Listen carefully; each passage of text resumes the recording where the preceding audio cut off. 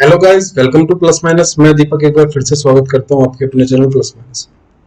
तो पिछली क्लास में हमने स्टार्ट किया था कुछ पिछली क्लास में हमने खत्म किया था, स्टार्ट नहीं किया था, हमने खत्म किया था ऊप्स का कॉन्सेप्ट। और आज की क्लास से हम स्टार्ट कर रहे हैं नया चैप्टर जिसका नाम है हमारा ऑपरेटिंग सिस्टम। ठीक है, तो लास्ट मंडे गया है, हमने इसमें क्विज कंडक्ट करवाया था, ऑनलाइन यूट्यूब क्विज करवाया था। जो हमने बोला था वो तो हम खैर नहीं कर पाए, बट फिर भी एक कोशिश की थी कि क्विज कंडक्ट करवाएं। और अगर आपको क्विज अच्छा लगे तो आप हमारे को बता दीजिए कि हम हर सैटरडे मतलब कोई भी दिन हफ्ते में एक दिन आपके लिए ऐसा क्विज कंप्यूटर साइंस का लेके आएंगे। ठीक है, जो भी टॉपिक हमारे कवर हो चुके हैं।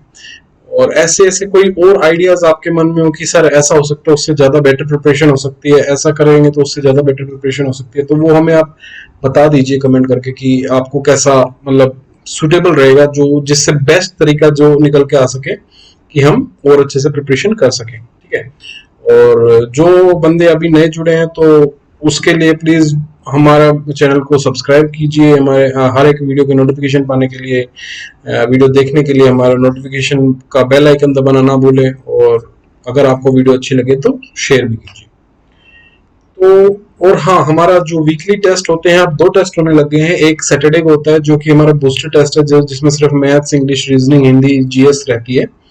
और वो सैटरडे टू संडे 6 बजे तक रहता है, सैटरडे 6 बजे से लेकर और संडे 6 बजे तक। ठीक है, और ऐसे ही हमारा एक जो वीकली टेस्ट रहता है जो संडे को होता है, हमारा संडे 6 से और नेक्स्ट मंडे 6 बजे तक। ऐसे हमारा संडे को टेस्ट रहता है जो हमारा अभी तक कंटिन्यू चल रहा है। तो उसके लिए आपको जाने के लिए देने के लिए टेस्ट आप +edu.com पे जाइए और वहां पे रजिस्टर कीजिए और सीधा आप अपना टेस्ट दे सकते हैं। अभी के लिए वहां पे सिर्फ एक टेस्ट अवेलेबल है, बट धीरे धीरे हम और टेस्ट सीरीज लेके आ रहे हैं। और हर संडे को आपको एक टेस्ट मिल जाता है ताकि बच्चों की पता चल जाए आपस में कि कितना क्या, कौन फर्स्ट है कौन सेकंड है। तो वो एक 24 आवर्स के लिए रहता है। ठीक है, तो शुरू करते हैं अब आज की क्लास। ठीक है, ऑपरेटिंग सिस्टम ये हमारा नया चैप्टर है। ठीक है, ऑपरेटिंग सिस्टम आप क्या समझते हो ऑपरेटिंग सिस्टम से? ऑपरेटिंग सिस्टम एक तरीके से ना एक इंटरफेस है जिससे कि यूजर और हार्डवेयर दोनों आपस में कनेक्ट कर सके, बातें कर सके। ठीक है, और कई बार एक क्वेश्चन पूछा जाता है कि ऑपरेटिंग सिस्टम कौन सा सॉफ्टवेयर है? ऑपरेटिंग सिस्टम सिस्टम सॉफ्टवेयर है, एप्लीकेशन सॉफ्टवेयर है, या कोई सा भी नहीं है इनमें से। ठीक है, तो ऑपरेटिंग सिस्टम है ना एक सिस्टम सॉफ्टवेयर है, ये आपको दिख भी रहा होगा। Operating system it acts as an interface between user and hardware. OS is the system software. और एक मजे की बात मैं आपको ऑपरेटिंग सिस्टम में बताता हूँ कि ना हम हार्डवेयर को डायरेक्ट एक्सेस कर सकते हैं। ठीक है, ये नहीं है कि हम हार्डवेयर को डायरेक्ट एक्सेस नहीं कर सकते, बट जैसे कि उसमें अलग अलग चीजें होती हैं, रजिस्टर्स होते हैं, मेमोरी होती है, सीपीयू होता है। तो उनको उनको एक्सेस करने के लिए ना हमें, अगर हम उसको डायरेक्ट एक्सेस करेंगे तो वो हम डायरेक्ट एक्सेस हार्डवेयर मतलब बीच में कोई ऑपरेटिंग सिस्टम नहीं लगाएंगे, कोई भी ऑपरेटिंग सिस्टम नहीं होगा। तो उसको स्विच को जो जैसे कि ये बोल दें हम आपको कि सीपीयू को एक्सेस करना है, तो उसके लिए सीपीयू में भी एक पर्टिकुलर एक चीज एडिशन का आपको चाहिए। तो एडिशन के लिए आपको उस चीज को उसके प्रोग्राम लिखना पड़ेगा पूरा। ठीक है, तो ऐसे ही अगर आपको रजिस्टर यूज करने हैं, मेमोरी यूज करनी है, तो उसके लिए आपको प्रोग्राम लिखना पड़ेगा। तो हाँ, हम डायरेक्ट हार्डवेयर को एक्सेस कर सकते हैं, बट वो हमारे लिए ना तो कन्वीनियंट रहेगा ना हमारे लिए एफिशिएंट रहेगा। अब इस चीज को हम ऐसे समझते हैं, हम हमारे पास एक स्विच है। ठीक है, स्विच नेटवर्किंग वाला स्विच की बात नहीं कर रहा हूं मैं, बात कर रहा हूँ सीधी सी बात कर रहा हूँ आपकी, जिससे आप फैन ऑन करते हैं, लाइट ऑन करते हैं। ठीक है, तो अगर आपके पास स्विच ना हो, ठीक है, अगर आपके पास स्विच ना हो तो क्या आप फैन ऑन नहीं कर सकते? बिल्कुल कर सकते हो जी। आपको क्या करना पड़ेगा, हर बार जितनी बार भी आपको फैन ऑन करना पड़ेगा, आपको उसमें तार से जोड़ना पड़ेगा।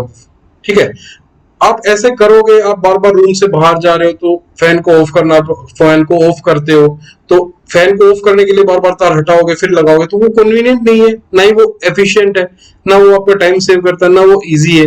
ठीक है, उस चीज से बचने के लिए हमने एक तरीके से ये जो एक प्रोग्राम है, एक ऑपरेटिंग सिस्टम है हमारे लिए, एक स्विच एक हार्डवेयर है, बट स्टिल मैं आपको समझाने के वे में बता रहा हूँ। उसके लिए हमें उस चीज से बचने के लिए, एफिशिएंट और कन्वीनियंट बनाने के लिए हमने एक स्विच लगा दिया। आपने ऑन किया, फैन ऑन हो गया, आपने ऑफ किया, फैन ऑफ हो गया, सिंपल एज दैट। उसका जो वर्किंग है वो मैंने आपको बता दिया। तो ये एक ऑपरेटिंग सिस्टम का काम है। अब देखो, यूजर है, बीच में ऑपरेटिंग सिस्टम है और हार्डवेयर। हार्डवेयर कभी भी डायरेक्ट यूजर से इंटरेक्ट नहीं कर रहा। अगर आपको इंटरेक्ट करना, इंटरेक्ट हो जाएगा, बट क्या करना पड़ेगा हमें? इंटरेक्ट तो हो रहा है वो, हाँ हो रहा है, बिल्कुल हो रहा है, बट अगर आपको इंटरेक्ट करना है तो उसका आपका एफिशिएंट भी नहीं होगा वो, आपको हर एक चीज के लिए प्रोग्राम लिखना पड़ेगा। तो ये एक सिंपल सी डेफिनेशन हो गई ऑपरेटिंग सिस्टम की, ठीक है। अब नेक्स्ट स्लाइड पे चलते हैं। रिसोर्स मैनेजर क्या होता है? रिसोर्स मैनेजर क्या करता है? आपके जो जो रिसोर्सेज है ना, जो हार्डवेयर और सॉफ्टवेयर के रिसोर्सेज हैं, उसको मैनेज करता है रिसोर्स मैनेजर, ठीक है। मैनेज सिस्टम रिसोर्स कोई भी एक तरीके से कोई अनबायस्ड फैशन में रिसोर्स करता है। अनबायस्ड फैशन में ये मैनेज करता है रिसोर्सेज को। ये नहीं है कि सॉफ्टवेयर को ज्यादा प्रेफरेंस दे दी तो सॉफ्टवेयर को अच्छे तरीके से मैनेज करेगा, हार्डवेयर को प्रेफरेंस नहीं दी, हार्डवेयर को कम, मतलब ऐसे पड़ा रहेगा, हार्डवेयर अपने आप देख लेगा, ठीक है। ये नहीं है कि हर एक तरीके को अनबायस्ड फैशन में रिसोर्स को मैनेज करता है, चाहे वो सॉफ्टवेयर हो चाहे वो हार्डवेयर हो। अब हार्डवेयर से आप क्या समझते हैं? हार्डवेयर क्या होता है? हार्डवेयर होता है सेट ऑफ रिसोर्सेज। अब सेट ऑफ रिसोर्सेज में क्या आ गया? आपका सीपीयू आ गया, मेमोरी आ गया, रजिस्टर्स आ गया, और बहुत सारी चीजें जो है। और हार्डवेयर में जो भी होगा, सीपीयू, मेमोरी, रजिस्टर्स, केबल्स वगैरह, ये सब हार्डवेयर में आ गया, ठीक है। और जो इफ अब अगर हम देखो, वही वही चीज में जो मैं आपको पहले बताई थी कि if we try to use directly these resources, then it will become more difficult to manage these resources operating system without operating system। अगर हम इन जो रिसोर्सेज हैं, हम डायरेक्टली हम इनको मैनेज कर सकते हैं, ठीक है, एक्सेस कर सकते हैं, इनको डायरेक्ट एक्सेस कर सकते हैं, बट अगर आप इनको डायरेक्ट एक्सेस करोगे तो वो हमारे लिए बहुत ज्यादा डिफिकल्ट हो जाएंगे मैनेज करने के लिए, अगर हम ऑपरेटिंग सिस्टम को नहीं करेंगे। क्योंकि ऑपरेटिंग सिस्टम में पहले ही बहुत प्रोग्राम लिखे होते हैं, उसको पता है कि ये कैसे करना है, ये कैसे करना है, उसको सारी चीजें हमने इंस्ट्रक्शंस दी होती हैं। सिर्फ वो आपसे इनपुट मांगता है और आउटपुट मांगता है, ठीक है। जहां पे भी इनपुट आउटपुट की जरूरत होती है, वो बाकी वो अपना जो कॉन्सेप्ट है वो अपना वो उठा लेता है मेन मेमोरी से, और वो उस हिसाब से अपना देख लेता है, ठीक है। तो और ऑपरेटिंग सिस्टम क्या करता है ना, ऑपरेटिंग सिस्टम है ना एक प्लेटफॉर्म देता है हमारा। वो क्या करता है? एप्लीकेशन प्रोग्राम को इंस्टॉल करने के लिए operating system provides a platform on which जो अदर एप्लीकेशन प्रोग्राम्स है उनको इंस्टॉल करने के लिए, ठीक है। ये हमारा हो गया रिसोर्स मैनेजर। अब गोल्स क्या है ऑपरेटिंग सिस्टम के? गोल्स क्या है? गोल हमारे क्या होंगे? एक तो कन्वीनियंट हो, मतलब ठीक है, कन्वीनियंट हो। सबसे पहला प्राइम दो हम गोल्स को हमने दो टाइप में डिवाइड कर दिया, एक प्राइमरी गोल और एक सेकेंडरी गोल, ठीक है। प्राइमरी गोल में हमने क्या कर दिया कि भैया कन्वीनियंट हो, चलो आसानी से हो जाए, और यूजर फ्रेंडली हो, दिक्कत ना हो समझने में, यूजर को ना ज्यादा दिक्कत ना हो। सेकेंडरी में क्या हो? सेकेंडरी गोल में क्या कर दिया? एफिशिएंट है, कि हाँ भाई ठीक है, मतलब ज्यादा हमारे एफिशिएंट है, हम बहुत एफिशिएंसी इसकी बहुत ज्यादा है, ठीक है, हम इजीली काम कर रहे हैं हम इसमें। तो ये हमारे दो गोल हो गए, convenient and user friendly and efficient, ठीक है, दो गोल हमारे हो गए। अब तीसरी इसमें जो बात आ गई वो फंक्शन क्या है ऑपरेटिंग सिस्टम के, फंक्शंस ऑफ ऑपरेटिंग सिस्टम। तो पहला फंक्शन इसका प्रोसेस को मैनेज करता है, मेमोरी मैनेजमेंट करता है, डिवाइस मैनेजमेंट करता है, फाइल मैनेजमेंट करता है, नेटवर्क मैनेजमेंट करता है, सिक्योरिटी एंड प्रोटेक्शन करता है। अब प्रोसेस को कैसे मैनेज करेगा? ये हम जितने भी है ना, मैं आपको ना इसके बारे में एक एक एक एक डेफिनेशन दूंगा मैं इसको, इसके बारे में आपको नेक्स्ट जो हमारी होगी क्लास होगी उसमें मैं आपको इसके बारे में डेफिनेशन दूंगा। एक डेफिनेशन है ना, इसकी सारी चीजों को डिफाइन कर देगी, चाहे वो प्रोसेस मैनेजमेंट हो, चाहे वो मेमोरी मैनेजमेंट हो। आप उस वहां से प्रोसेस मैनेजमेंट की जगह मेमोरी मैनेजमेंट लिख दें, मेमोरी मैनेजमेंट की जगह डिवाइस मैनेजमेंट लिख दें, फाइल मैनेजमेंट लिख दें, तो वो सारा आपको एक ही उसमें पता चल जाएगा कि क्या होता है। तो फंक्शंस हमारे ऑपरेटिंग सिस्टम में क्या क्या है? एक होता है प्रोसेस को मैनेज करना, दूसरा होता है मेमोरी को मैनेज करना, डिवाइस को मैनेज करना। मेमोरी में कौन कौन सी मेमोरी होती है? मेमोरी होती है आपकी सेकेंडरी होती है, मेन मेमोरी होती है, ठीक है। डिवाइस मैनेजमेंट में डिवाइसेस को मैनेज करना, इनपुट डिवाइसेस आउटपुट डिवाइसेस को मैनेज करना, प्रोसेस की कैसे प्रोसेसेस आ रहे हैं, पहले कौन सा है, ये सारी चीजें, ठीक है। फाइल मैनेजमेंट, फाइल को मैनेज करना, नेटवर्क को मैनेज करना, और सिक्योरिटी एंड प्रोटेक्शन, ये तो ऑफ कोर्स से बात है, ठीक है। तो ये हमारा हो गया। अब बात करते हैं बैच ऑपरेटिंग सिस्टम की। बैच ऑपरेटिंग सिस्टम से आप क्या समझते हैं? पहली बात तो बैच ऑपरेटिंग सिस्टम होता क्या है? तो हम अगर बात करें शुरुआत से कि शुरुआत में हमारे में क्या आया था, शुरुआत में हमारे में मेन फ्रेम कंप्यूटर्स आए थे। तो मेन फ्रेम कंप्यूटर्स, ये शुरुआत में हमारे in starting main frame computers आए थे, ठीक है। तो मेन फ्रेम कंप्यूटर में क्या होता था, हम हमारे पास ये होता था, एक सीपीयू होता था और उसमें ऑपरेटिंग सिस्टम और यूजर प्रोग्राम ये मेमोरी में ये हमारे पड़े रहते थे, ठीक है।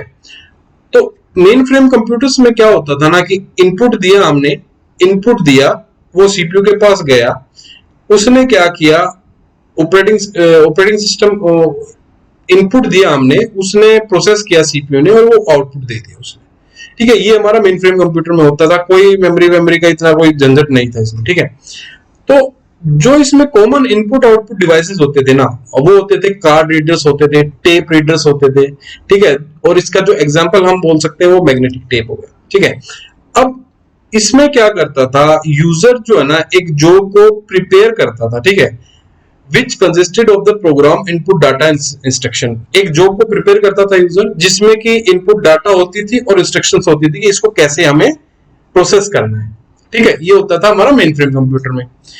अब इनपुट जो जॉब होती थी ना, जो भी इनपुट हमें देना था वो हम पंच कार्ड के फॉर्म में देते थे, और पंच कार्ड की फॉर्म में देके जो हमारा रिजल्ट हमारा निकलता था ना, रिजल्ट जो हमारा निकलता था वो भी हमारा प्रोसेस होने के बाद पंच कार्ड की फॉर्म में ही निकलता था। तो ये देखिए, input job is given in the form of punch cards and results also appear in the form of punch card after processing. तो जैसे ही हम इनपुट देते थे, इनपुट कैसे देते थे हम? पंच कार्ड की फॉर्म में। देखिए, इनपुट हम यहाँ पे दे रहे हैं, इनपुट हम यहाँ पे दे रहे हैं, वो हम दे रहे हैं पंच कार्ड की फॉर्म में। जैसे ये आगे जाएगा, सीपीयू प्रोसेस करेगा, ऑपरेटिंग सिस्टम के थ्रू सीपीयू को प्रोसेस करवाएगा, और जो आउटपुट निकलेगा वो भी हमारा पंच कार्ड की फॉर्म में प्रोसेस होने के बाद पंच कार्ड की फॉर्म में निकलेगा। तो इसका जो अगला वो जो बोल सकते हैं, जो ओएस है ना, बहुत सिंपल था, ठीक है, हमेशा मेमोरी में प्रेजेंट रहता था। और जो मेजर टास्क था ना, जो ओएस का जो मेजर टास्क था ना, इसमें कोई प्रोग्रामिंग नहीं थी, इसमें सीधा सा सिंपल सा एक टास्क था ओएस का कि भैया अगर आपके पास जॉब्स है ना, तो जो कंट्रोल है जॉब का वो एक जॉब से दूसरे जॉब को ट्रांसफर करने का होता है। OS was very simple and always present in the memory. Major task is to transfer control from one job to another, ठीक है। जो ओएस का मेन काम था वो एक जॉब से दूसरे जॉब को कंट्रोल ट्रांसफर करने का मेन काम होता था ऑपरेटिंग सिस्टम का मेन फ्रेम में, ठीक है। अब बैच प्रोसेसिंग क्या होती है? बैच प्रोसेसिंग क्या होती है ये आप एक बार देख लीजिए। बैच प्रोसेसिंग में क्या होता है, ये हमारे पास यूजर 1 है, यहाँ पे यूजर 2 है, और ये हमारे n यूजर तक है, ठीक है।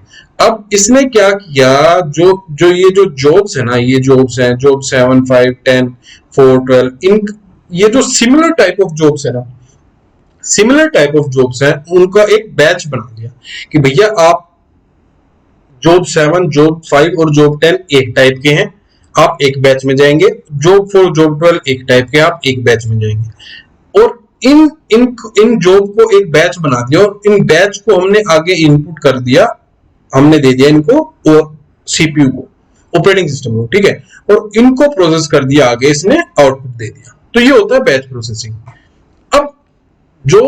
अब क्या था कि जॉब विद सिमिलर नीड्स, हमने जो सिमिलर नीड जॉब्स हैं उनको हमने बैच कर दिया, टुगेदर एक बैच बना दिया। जैसे कि हाँ, ऐसे समझते हैं हम इसको कि क्या बोल रहा हूं अब आपको, बैच, ऑपरेटिंग बैच, जैसे कि हाँ, क्लास का। अब जैसे कि मैथ्स की क्लास हो रही है, मैथ्स की क्लास हो रही है, अब 11th 12th की मान लो, 11th की मान लो, 11th में आप कुछ बंदों ने साइंस ली होगी, कुछ बंदों ने कॉमर्स ली होगी। तो उसका क्या किया हमने कि 11th का जो साइंस के बंदे थे उनका हमने एक बैच बना दिया, और 11th के जो कॉमर्स के बंदे थे उनका हमने एक बैच बना दिया। तो ऐसा ही सिमिलर काम बैच प्रोसेसिंग सिस्टम में होता है। क्या करता है, जो जिनकी नीड सिमिलर है, जो कॉमर्स साइड पढ़ने जाते हैं, तो उनका एक बैच बना दिया, भैया चलो तुम एक क्लास में बैठो। तो उसी टाइप, और जो साइंस पढ़ने जाते हैं उनका एक सिमिलर बैच बना दिया कि भैया चलो तुम एक क्लास में बैठो। तो ऐसे ही ऑपरेटिंग सिस्टम क्या करता है, बैच प्रोसेसिंग सिस्टम क्या करता है, जिसकी सिमिलर नीड्स है उनको वो एक बैच बना देता है और उनको एक उसमें रख देता है, और जो जिनकी सिमिलर नीड्स है एक उनकी, जैसे कि जिसकी सिमिलर नीड्स दूसरी टाइप से है, उनको एक बैच में अलग से बना देता है। ठीक है, तो ऑपरेटर का काम इसमें क्या होता है, ऑपरेटर है ना जॉब को सॉर्ट करता है। ठीक है, ये जो ऑपरेटर का जो काम है ना, ये जो काम जो ऑपरेटर यहाँ पे लिख रखा है, इसका जो काम है वो जॉब को सॉर्ट कर रहा है कि भैया जो ये जितने भी ये जॉब हैं, इनका जो एक तरीके से बोल दें कि ये सिमिलर नीड्स है इन जॉब्स की, ये जॉब 7, 5, 10 की सिमिलर नीड्स है, तो इनको इनने एक बैच बना दिया। तो ऑपरेटर का काम सिर्फ इतना है, operator sort jobs as a deck of punch card into batch with similar needs. ठीक है, तो जिनकी सिमिलर नीड्स हैं उनको एक पंच कार्ड में डाल देता है, और वो उन जॉब्स को एक पंच कार्ड में डाल देता है, और वो इनपुट के थ्रू प्रोसेस हो जाती है, और फिर वो सीपीयू प्रोसेस करके उनको आउटपुट दे देता है, वो भी पंच कार्ड की फॉर्म में।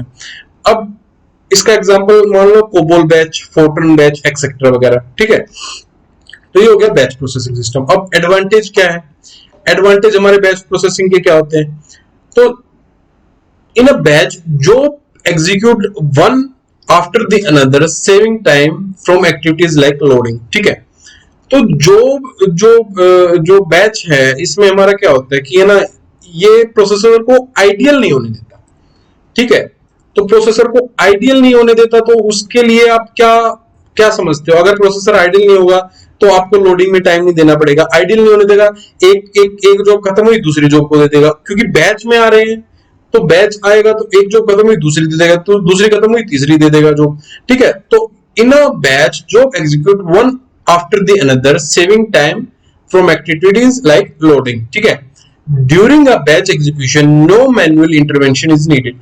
अब ऑपरेटर का काम, जो हमारा यहाँ पे ऑपरेटर था, इसका काम क्या था, सिर्फ इसको बैच बनाना, बाकी इसका कोई काम नहीं था। अब एक बार जो बैच है वो एग्जीक्यूट हो गया, तो उसमें कोई भी मैनुअल इंटरवेंशन नहीं, जरूरत ही नहीं है मैनुअल की, कोई भी ऑपरेटर या कोई भी मैनुअल इनपुट की कोई जरूरत नहीं पड़ेगी। एक बार बैच को एग्जीक्यूट कर दिया तो एग्जीक्यूशन स्टार्ट हो गया। ठीक है, ये तो हो गई एडवांटेज बैच प्रोसेसिंग के। अब डिसएडवांटेज क्या हो गया, तो डिसएडवांटेज इसमें एक तो हमारे पास मेमोरी लिमिटेड थी। ठीक है, और interaction of input and output है वो डायरेक्टली होती थी सीपीयू के साथ। ठीक है, इंटरेक्शन जो था इनपुट आउटपुट का वो डायरेक्टली होती थी सीपीयू के साथ, ऑपरेटिंग सिस्टम का कोई वो नहीं था इसमें। अब स्पूलिंग एक चीज होती है, स्पूलिंग की कई बार डेफिनेशन भी पूछ ली जाती है कि स्पूलिंग होती क्या है। तो स्पूलिंग जो है हमारी, जो फुल फॉर्म है स्पूलिंग की, वो है साइमल्टेनियस पेरिफेरल ऑपरेशंस ऑनलाइन। ठीक है, ये हमारी स्पूलिंग हो गई, साइमल्टेनियस पेरिफेरल ऑपरेशंस ऑनलाइन। तो ये हमारा एक इनपुट डिवाइस है, ये आउटपुट डिवाइस है, इसमें हमारा एक मेन मेमोरी, एक सीपीयू हो गया, और सेकेंडरी मेमोरी। अब आपको पता होगा जो सीपीयू होता है ना, वो कभी भी सेकेंडरी मेमोरी से डील ही नहीं करता। सीपीयू जो भी बातें करता है, जो भी रीड करता है, राइट करता है, वो हमेशा मेन मेमोरी में रीड करता है। ठीक है, ये आपको बहुत अच्छे तरीके से पता होंगी। तो इसी को हम आगे पढ़ते हैं स्पूलिंग को। इनपुट एंड आउटपुट डिवाइसेस जो होते हैं वो बहुत स्लो होते हैं, सीपीयू बहुत फास्ट होता है, सीपीयू बहुत जल्दी जल्दी प्रोसेस करता है, बहुत मिली सेकेंड्स में। अब आप अगर एक वर्ड भी टाइप करोगे तो उसमें भी आपको बहुत टाइम लग जाता है, मतलब सेकेंड्स लग जाती हैं। तो सीपीयू इनपुट आउटपुट में बहुत जल्दी बहुत स्लो, जो इनपुट आउटपुट डिवाइसेस होती हैं वो बहुत स्लो होती है कंपेयर टू सीपीयू। ठीक है, पहली बात। दूसरी बात जो मैंने अभी बताई थी कि सीपीयू कभी भी डील नहीं करता सेकेंडरी मेमोरी से, सीपीयू कभी भी डील नहीं करता सेकेंडरी मेमोरी से, सीपीयू हमेशा डील करता है मेन मेमोरी से। ठीक है, CPU never deals with secondary memory, it always deals with main memory. ठीक है, CPU interaction between input and output devices has been removed, and if CPU needs to perform some process, then it will directly contact to main memory which does not take much time to respond। अब देखो, अब इसमें क्या क्या बोलना चाहता है, जो सीपीयू है ना, वही बात है, ऊपर वाली बात है, यही बात इसने घुमा के लिख दिया कि ये है ना डायरेक्ट, जो डायरेक्ट है ना, कभी भी सीपीयू डायरेक्ट इनपुट डिवाइस से इनपुट नहीं ले रहा है इसमें, ठीक है। वो जो इनपुट जो डिवाइस दे रही है ना, वो जो हम इनपुट दे रहे हैं वो हम सेकेंडरी मेमोरी को दे रहे हैं।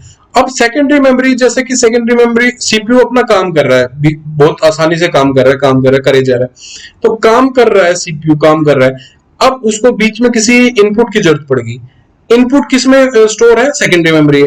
अब सीपीयू सेकेंडरी मेमोरी में से डील करता नहीं है, मेन मेमोरी से डील करता है। मेन मेमोरी से डील करता है तो सीपीयू बोलेगा भैया मेरे को ये चीज की जरूरत है, main memory CPU secondary memory में देखेगी हाँ भैया ये चीज पड़ी है, वो मेन मेमोरी में सेकेंडरी मेमोरी से मेन मेमोरी में ट्रांसफर हो जाएगी, और जैसे ही वो मेन मेमोरी में ट्रांसफर होगी, सीपीयू अपना काम उसको दिखेगा, हाँ भैया ये जो मेरी रिक्वायरमेंट्स थी वो आ चुकी है तो सीपीयू अपना काम को प्रोसेस कर देगा। तो ये CPU interaction between input and output devices has been removed, and if the CPU needs to perform some process then it will directly contact to the main memory which does not take much time to respond। main memory और CPU बहुत जल्दी आपस में process करते हैं, ठीक है, okay.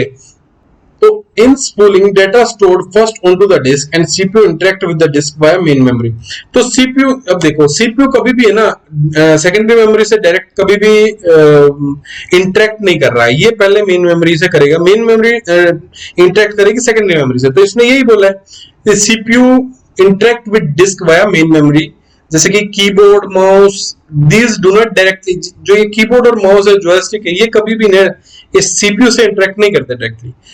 जो भी डेटा स्टोर होता है ना वो सेकेंडरी मेमोरी में स्टोर होता है, और जब सीपीयू को किसी भी डेटा की जरूरत पड़ती है ना, वो मेन मेमोरी को बोलता है, और वो मेन मेमोरी सेकेंडरी मेमोरी में देखते, सेकेंडरी मेमोरी फिर उसको ट्रांसफर कर देती है मेन मेमोरी में, फिर सीपीयू वहां से अपनी नीड्स के हिसाब से अपना उठा लेता है, ठीक है। चौथा पॉइंट इसमें क्या है, CPU is capable of overlap कर सकता है वो इनपुट ऑपरेशन को, एक जॉब के ऊपर दूसरी जॉब कर सकता है, ठीक है। ये इसका सीपीयू का एक फंक्शन बोल रहे एक तरीके से, तो ये इसका मेन है, ठीक है। अब एडवांटेज क्या है, तो इसमें एडवांटेज हमारा भैया इनपुट आउटपुट से कोई इंटरेक्शन नहीं होता, इनपुट आउटपुट डिवाइसेस से कोई इंटरेक्शन नहीं होता सीपीयू का। सीपीयू यूटिलाइजेशन सबसे ज्यादा होता है इसमें, क्योंकि CPU most of the time busy होता है, कभी भी सीपीयू इसमें आइडल नहीं बैठता। अब आइडल का मतलब क्या समझते हो आप? आइडल, आपने पबजी आजकल बहुत पॉपुलर गेम चल रहा है, तो आपने गेम खेला भी होगा, तो उसमें कई बार आइडल, जब कोई बंदा खेलता नहीं है, जो मतलब कि ऑनलाइन होता है बट वो गेम खेलता नहीं है, तो उसमें लिखा होता है आइडल। आइडल मतलब वो खाली बैठा है, वो सिर्फ देख रहा है कि कोई उसके साथ खेलना पसंद कर रहा है या नहीं पसंद कर रहा है, ठीक है। तो ऐसे ही सीपीयू के केस में बात करते हैं, तो सीपीयू यूटिलाइजेशन है ना वो सबसे ज्यादा होता है, ठीक है। इसमें इनपुट आउटपुट का बीच में वो पड़ता ही नहीं है CPU, main memory secondary memory से इंटरेक्शन होता है, और सीपीयू को जब चाहिए होता है तो इंटरेक्शन किसके, सेकेंडरी मेमोरी से इंटरेक्शन करना चाहता है तो किसके थ्रू इंटरेक्शन करता है, मेन मेमोरी के थ्रू इंटरेक्शन करता है, ठीक है। तो सीपीयू यूटिलाइजेशन में इस केस में ना सबसे ज्यादा होता है, और most of the time CPU busy होता है, ठीक है। ये इसके एडवांटेज हो गए। अब डिसएडवांटेज क्या हो गया इसका, स्पूलिंग है ना वो यूनि प्रोग्रामिंग है, स्पूलिंग है वो यूनि प्रोग्रामिंग है, मल्टी प्रोग्रामिंग नहीं है, ये इसका डिसएडवांटेज हो गया, ठीक है। तो आज की क्लास में मैं इतना ही टॉपिक रखता हूं, और जो वाइंड अप करते हैं फिर अब की क्लास। तो अब ऑपरेटिंग सिस्टम को अब मैं क्या बोल सकता हूं, आपने सबने देखा होगा एवेंजर्स बहुत पॉपुलर मूवी रही है, तो उसमें एक एवेंजर्स एंड गेम या बोल लो, तो एंड गेम में एक विलन था जिसका नाम था थैनोस, तो वो चुटकी बजाता था तो काम हो जाता था, ठीक है। तो हम ऑपरेटिंग सिस्टम को बोल सकते हैं कि वो थैनोस है, किसका, कंप्यूटर का, ठीक है। चुटकी बजाओ और काम हो गया, आपको पीछे की प्रोसेसिंग से आपको मतलब ही नहीं है, आपने गाने सुनने हैं, चुटकी बजाओ, क्लिक करो और आपका काम हो गया। तो हम बोल सकते हैं operating system is Thanos of CPU, ठीक है। तो ये एक छोटी सी जोक है, तो उसके वो बोल रहा था मैं, तो चुटकी बजाओ और काम हो गया आपका, ठीक है। तो ये हमारा हो गया सीपीयू का। क्या हो रहा है यार, इसमें बताएंगे।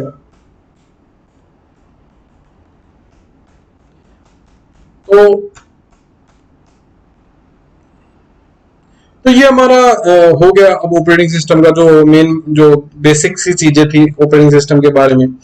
और ये आपको सारी चीजें मिल जाएंगी, ये जो पीपीटी मैंने बनाई है आपको मिल जाएंगी। तो हम ऑपरेटिंग सिस्टम को थैनोस बोल सकते हैं, चुटकी बजा के काम करवाया हमने, ठीक है। और ऐसे ही हम अगली क्लास में हम करेंगे मल्टी प्रोग्रामिंग, या ये जो मल्टीटास्किंग मल्टी प्रोग्रामिंग में, इसमें बहुत ज्यादा बहुत बोल सकते हैं कि कंफ्यूजन रहता है कि मल्टी प्रोग्रामिंग मल्टीटास्किंग, और ये जो दो तीन टर्म्स हैं इनमें बहुत बहुत ज्यादा थोड़ी बच्चों को परेशानी रहती है। तो मल्टीटास्किंग मल्टी प्रोग्रामिंग हम अगली क्लास में देखेंगे, और फिर हम शेड्यूलिंग की तरफ बढ़ जाएंगे। और ऐसे ही आप हमारे को सपोर्ट करते रहिए, फिर मिलेंगे अगली क्लास में। Thank you.